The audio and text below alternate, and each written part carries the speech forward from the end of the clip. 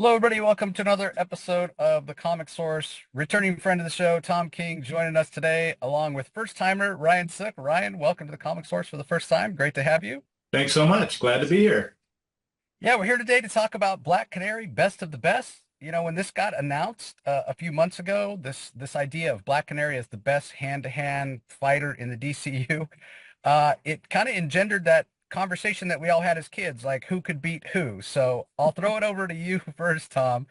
Give us your kind of the impetus of the series. What made you want to do this? It's very different from anything you've done before.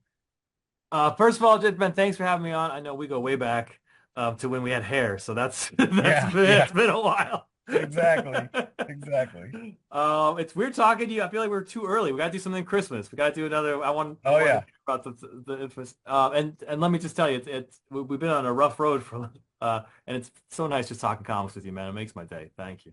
Fantastic. Thanks for that. I agree. Um, uh, uh, this book goes back to exactly what you're saying. Um, to my early days in comics when I was a baby comic book writer, and there was some Batman retreat, and it was me and Scott Snyder and James Tynion, Josh Williamson, Becky Cloonan, I think Steve Orlando was there, and we had this idea for a Batman event called Night Fight with a K, uh, where Batman where we just do tournaments. It was just like basically a ripoff of Fraction's book at the time, Fraction Odd House book at the time, um, and uh, so we would do who would win each tournament and how would you get to the tournaments and who would be the best of the best. And we all had sort of our favorites. I was writing Dick Grayson at the time, so I was rooting for Grayson. Scott, of course, was on Batman at the time, so he's like Batman would obviously win. And then there's some Cassandra Cain stuff, and then it just came up naturally that the number one sort of hand-to-hand fighter in DC was Lady Shiva, and the number two was Black Canary, and that always just stuck in my head. It's like such they're not they're kind of random, and you don't even think of Black Canary as being that because she has the voice and she's been in 1,000 teams. You don't think of her as primarily being a hand-to-hand fighter who could take Batman on, but that's true and that's out there. And so when I first sort of got the idea that I wanted to do a fight book, I wanted to do something in four corners and tell a story in four corners of a ring of two characters fighting. The first thing I thought of was, well, the best way to do that is to get the number one hand-to-hand combat fighter, what I think is in Lady Shiva, and the number two Black Canary, the champion and the contender, and put them in a ring and see who wins. Like that's the fight I want to see. That's the card I would pay the most money for. So that's where it started, and here's where it ended with just one of the most beautiful books that's going to be on the stands this year. Yeah, let's talk about those great visuals from you, Ryan, because it is so interesting. I've had a chance to read the first couple issues, and it's one thing to do a ton of action, but we have to have a reason to care, right? Like, there's any number of books that have tons of action, but you've got an incredible balance from the story that Tom's written with some character moments, some emotion, really intriguing with the relationships Black Canary has with this incredible fight sequences that you're given. So talk a little bit about your how you see your role. Do you enjoy the quiet moments more, the fighting more? What are your thoughts on the project? My thoughts about it is it really did need to be visually. I wanted it to be grounded in like something real in the real world because we've stripped the fighters. Tom did strip the fighters of their powers. There's no superpowers in here. This is a fight to a hand-to-hand combat fight. And I wanted the fight scenes to feel like that. I wanted you to be able to feel it and kind of harken back to some of the old black and white boxing movies like Raging Bull and stuff like that to feel the impacts of those fights and stuff. But also to look at UFC and MMA stuff I've been doing as research when I'm doing this book and so brutal. It's just so brutal. And it's perfectly balanced, I think, with really the emotional and heartfelt stuff that Tom's writing between Dinah and her mother and the flashback sequences, the interactions she has in the rest of her life. So in the fight scenes, there's no emotion at all. It's just purely, you know, knuckle to chin, it's nonstop. and that, but it's not action in a typical comic book way, and that was intentional. I didn't want it to be shorthand. I didn't want there to be lots of you know, bodies flying entirely across the page with long, streaks of speed lines or anything like that. I wanted you to feel these punches and these kicks because the rest of the story is so emotional, and so you get that back and forth, which makes it a real fun book to look at and to read. Yeah, and the intimacy as well, because like you said, you're even in the action scenes, you're not pulled back. You know, they're not wide panels. You're in there. You're kind of feeling it, and it's the same way with the emotion. I think a lot of people can relate to the relationship that Black Canary has. You know, her mother's very demanding and that sort of thing, and feeling that pressure in your formative years.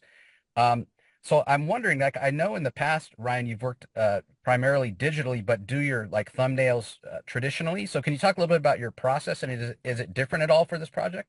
Oh, that's funny. No, actually, I'm a dinosaur. I've never done anything digitally except for color. Okay. I draw everything on Oh, paper. that means there's pages to purchase. He just opened a door I want to walk through. Yeah, there's original art for sure. Yeah, it's all traditional. So I'm drawing with a pencil and inking with the brush, and the color has always been done digitally. But in this book, we got the great Dave Stewart to color it, which is, he's one of the best of all time. In fact, I can't even believe I get to work with him again. It's been 20 years. He's so good, and he just brings the line art to life. And that was, yeah, it's my process is just I always lay those thumbnails out really small but really tight. I want to know what I'm going to look at because if it works in the thumbnail, it'll work on the page. Mm. So I try to be really explicit about that. Um, but then again, you have to have that sort of comfort where you can make a change if you can improve it.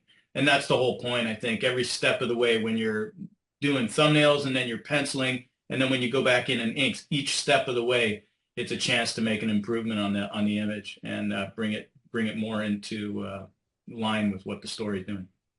Well, I don't know how you can improve on those first two issues because they're just amazing. I know for you, Tom, you often like to kind of experiment with your storytelling style, and obviously we want Ryan's art to show through, and it certainly does in this project. But it's kind of an interesting narrative when they're fighting. We've got some ring announcers that are kind of calling the action for us and what have you. Was that a challenge? Was that something you knew from the beginning that you were going to do as kind of narration for the fight? Because what's so interesting is it's almost outside voices commenting on that part of the story of Black Canary, as opposed to the parts with her mother that are so internal to her, and we're getting a kind of a peek into her thoughts. Yeah, no, it was very intentional and trying to find, like you said, I'm always trying to find a different way to tell a comic book story, to challenge myself. And one of the things I play around with a lot in my comics is different ways to do narrative captions, whether you have, Ruthie's sort of very strange third person voice in Supergirl or, that sort of Neil Gaiman kind of captions I use back in the Vision. Or or in Human Target where I use like classic kind of first person noir narration. Like I try to give voice to captions because I think captions can get so boring so fast and can be just descriptions and unemotional and can get in the way of the pictures rather than enhancing them. So yeah, the idea of telling the story. And I knew I was gonna have a lot of fight scenes. I knew I was gonna need captions because when you have a lot of fight scenes with people who are not going to talk to each other, I could not see these two women beating the crap out of each other and sort of having a conversation at the same time, sort of Stan Lee, Spider-Man, Lizard style. Um, so I had captions, or else the pages would go by too fast, and I because they couldn't be silent.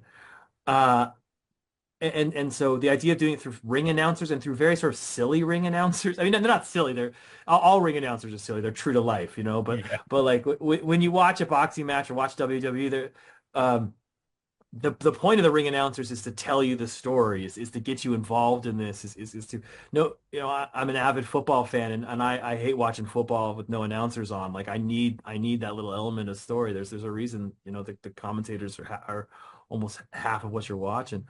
Um, and then to have that sort of reflect back into the flashbacks where you kind of get parallels between the two and have that carry through and have that sort of act as a transition between the two was very much appealing. And also I just like these were very different voices to write in because they're they're hype man. They're different kinds of hype man. One's, I'm doing one's a play by play and one's a color in sort of the classic sense. And the color guy is very much in Lady Shiva's corner, and the hype man's trying to get all his catchphrases out as much as possible. And it was a very fun narrative device to play around with for 6 issues.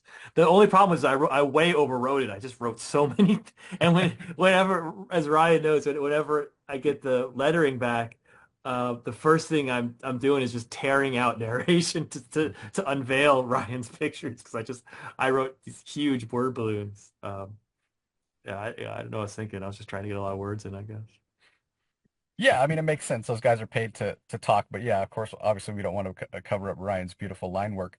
But kind of on that note, when you came up with this concept, was Ryan somebody that you had in mind as an artist? As far as I know, you two haven't worked together before, but it seems like a really natural pairing from what I've seen so far from the first couple issues. Ah, no, I would never even dream that Ryan would be free. That wasn't like on my list. I didn't. Yeah, if someone had told me, Ryan's. Yeah, no, I came up with the concept, and the editor's like, "How about Sook?" And I was like, "What? Yes, that's 100%, 1,000 times." Yeah, no, it was, it was just me. It was the one of, that happens sometimes in your career. Someone says Smallwood, someone says Bill Cavali, someone says Ryan Sook. You say yes, and then you thank the comic book gods. Now, Ryan, when you were Yeah, offered the well, from my end, I actually had this other project in development, and I was working doing a cover with our editor at the beginning of this, and he said, "Oh, yeah, it'd be fun to have you do this cover for this Black Canary thing, Tom." I said, "Who's drawing it?" And he goes, "Well," I said, "I should be drawing that," and he goes, "But really?" And I'm like, "Yeah, but really? Yeah, I actually, I got to read Tom's script for the Vision when I did a cover for it, and I was like, this guy's great." Then I see all these other things, and I read Sheriff of Babylon, and strictly because John Paul did the covers, and I couldn't resist. And then I read it, and anyways, it's great. It's a great book, and he's a good writer, and I think you get from the dedication in that book that he's a good man. So I'm like, any chance to get to work on. I got to do covers for a lot of the books Tom's done, but interiors. When I read this script, and he actually, it's the first time in my whole career, nearly 30 years of drawing comics, that I got the full script for all 6 issues up front, basically. And that's never happened before. I've drawn one thing. And when I got the script from the editor, I was just like, yeah, dude, I'm putting this other project on hold, and I want to draw this. It's really, really good. And I'm really stoked that I got to do it. Oh, yeah those were my pre-Hollywood days when I was master of my deadlines. yeah I remember I remember them fondly. yeah 20 I remember we've talked about this before, Tom. 2020, you were getting to write projects as a whole, and I wonder, Ryan, did being able to read the whole story, all 6 issues, did that really help when you started out? Like, no, hey, I know exactly how I'm going to pace this visually, because you did kind of have the whole story. Was that what was so helpful about Absolutely. Yes. No, absolutely. It's the craziest thing. Like, I mean, I can remember working on other projects that were great projects, but when you get scripts, as is common in comics, at 11 pages at a time or an issue at a time, and you're doing a miniseries and you don't know how it ends, you don't know how, you don't to know the end from the beginning. You definitely make decisions as a visual storyteller that's going to totally. It was such a pleasure. It is such a pleasure. And what's cool is, so I start working on it, and by the time I get to issue 4 and I'm rereading the script for the third time, I'm going, God, I forgot how good this is. I forgot all these moments that are coming up that I get to draw.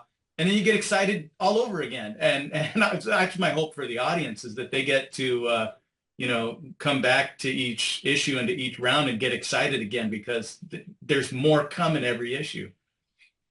Yeah, kind of on that note, anybody who's read Tom's work, and I'm sure you know this as well, Ryan, uh, entertaining on the surface level, right? Whether it be, the insanity of Vision trying to have a family, or, human target trying to save him, solve his own murder, if you will. You have that surface entertainment, but there's always themes, there's always things to reflect on after. So, without getting too spoilery, Tom, can you talk a little bit about what it is specifically you're wanting to kind of explore here? Is it just relationship between mother and daughter, or parent and offspring? Give our audience a little hint of what they can expect. Yeah, I mean it's this is a mother-daughter book. It's that's a relationship I haven't written a ton about, but having a daughter and seeing her interact with my wife and having a wife and seeing her interact with mother, that's very much what this book is about. And but that's kind of like the jumping off point for the bigger themes of like what is the greatest theme of DC Comics, which is legacy and the idea of how legacy informs you and how the experience of your parents sets you forward, and how that defines you or how you rebel against it. All that stuff is in there, but mostly it's about and this leads into that, but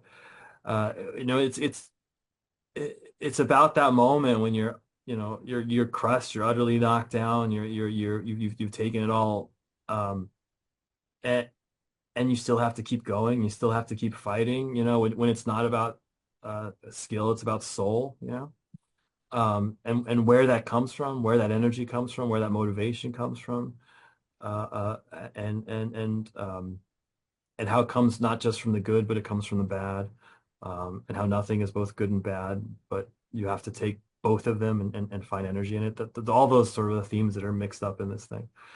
So yeah, it's a fun fight book. It's got laughs. It's silly. It's bloody as fuck. It's gruesome. It's got, great little superhero playing gags. But it also, I mean, like a Mr. Miracle or Human Target or Supergirl, there are some bigger themes for those people who want to look for. Yeah, and from what I've seen, it's again a great balance of exploring those ideas. If you want to think about it more, or you could just enjoy it for Ryan's art and these incredible fight scenes and kind of that surface level. I think it works both ways. So everybody, first issue is going to be in comic shops November 27th. Now's the time to pre-order issue 2. The final order cutoff to order issue 2 is November 25th. So yeah, you should be telling your retailer now you want this. Hopefully they've ordered enough copies of number 1, but you're going to want to continue reading it. So again, make sure you pre-order the subsequent issues. So gentlemen, thanks so much for taking the time to join me. It's always great to see you, Tom. And yeah, fantastic insight, Ryan. Great to have you on. Best of luck with the title. Thank you. Thank you so much, Thank Jace. you, I sir. appreciate When you have a book that goes FOC the day before the election and then goes to print the day before it. Thanksgiving, Right. I Yeah. appreciate anyone talking about this book because I couldn't be more proud of it, and we're fighting a lot of outside forces to get eyes on it. So thank you for putting some. I appreciate you, Jace. Yeah, it's a fantastic book, everybody. My highest recommendation. You definitely want to check it out.